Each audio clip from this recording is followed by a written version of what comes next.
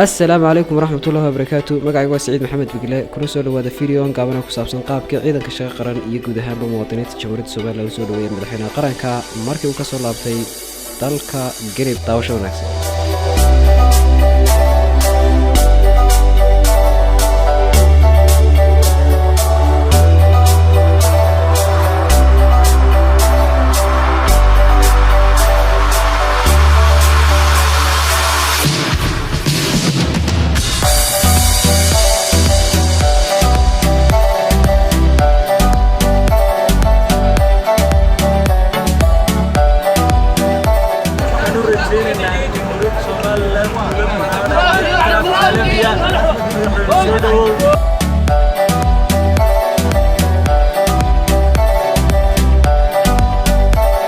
ومركله iyo barbaartii shaqo qaran oo u diyaaray inay soo dhaweyso hal doorkii qaranka si qiimo qaay iyo qadarin isba ku dhaxan tahay